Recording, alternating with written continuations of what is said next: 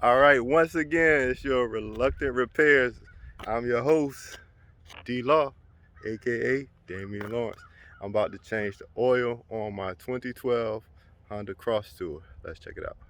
You see me shining. All right, so this is my 2012 Honda Crosstour, and we're gonna jack up the passenger side. Some people jack up the whole car. If you have a lift, you can put it on a lift. I'm just gonna jack up the passenger side because everything's accessible mostly from the passenger side of this vehicle. So when you jack up your car, you're gonna need your jack. Some people got better jacks. This is the jack that came with the car, but you know, get you a good floor jack or whatever. With these Hondas, you're gonna have to find the jack points underneath the vehicle, which are these reinforced points here that you're gonna use to jack up the vehicle. So one thing I like to do, I always check my oil before I get started. That's maybe an unnecessary step. You're about to change your oil anyway, but I still always check my oil. And then after you check your oil, you wanna loosen up your cap because you won't have any airflow if you keep this closed. So open up your engine oil cap and then you're ready to get under the car. And it also tells you here what type of oil you need. If you're not sure, always check your cap. I got my cap off and now we're going underneath the car. You're going to slide your oil pan into position.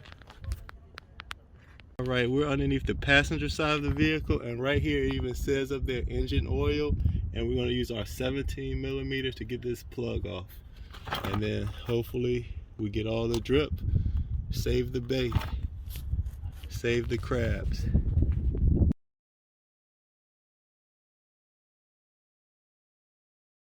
So let it drain. As it drips out, you start to get a few more drips, and it's about done. Had a little bit of spillage.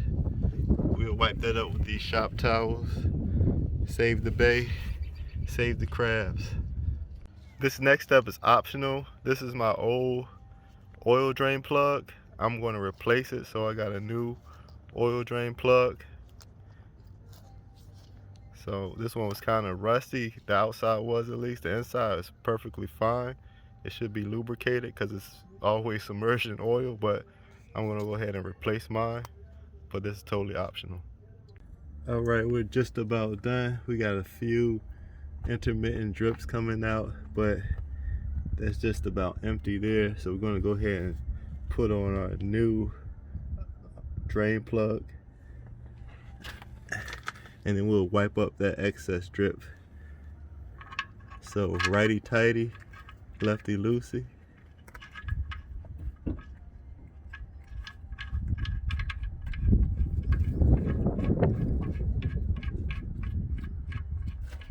And then we're going to get our ratchet and tighten it down.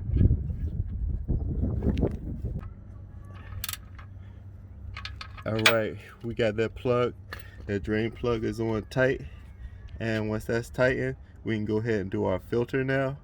So we're going to find your filter. Mine's located right here. And you can sometimes loosen it with your hand.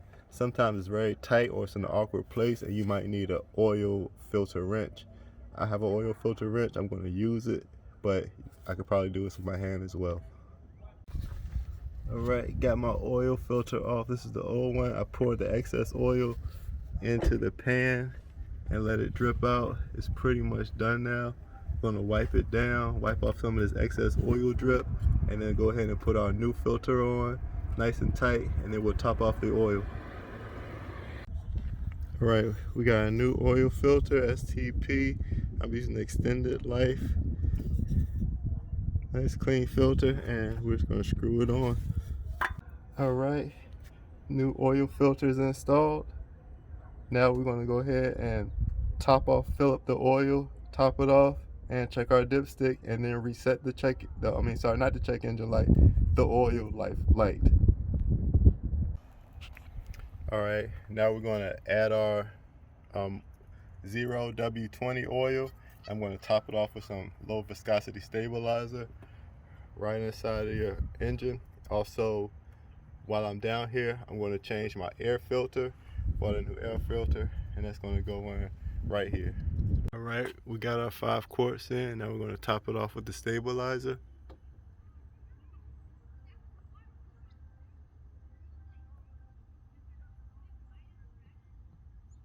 Go ahead and loosen up. You got 1, 2, 3, 4 of these screws. You can use a Phillips head. I'm using my socket because the back two were a little tight. So just go ahead and loosen that to get those 4 screws loose. Then you can lift your oil filter cover, and your oil filter is right under there.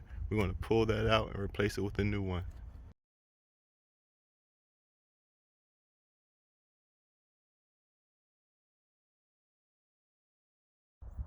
All right, we went ahead and removed the old one. I wiped the inside out, a little bit of dust was in there. Go ahead and slide our new one in and drop it down into place. And then we're just gonna put the cover back on and we're good as gold.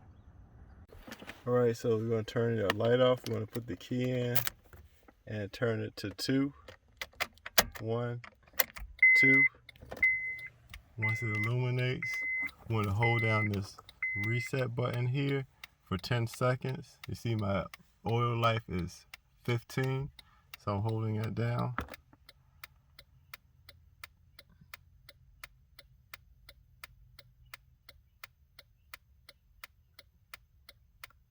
All right, that's 10 seconds. It's flashing. I let go and then hold it down for 5 more seconds. 1, 2, 3, 4, 5, and we should be back to 100%. I probably counted too fast. I should have said Mississippi's. But oil life 100% and we're done.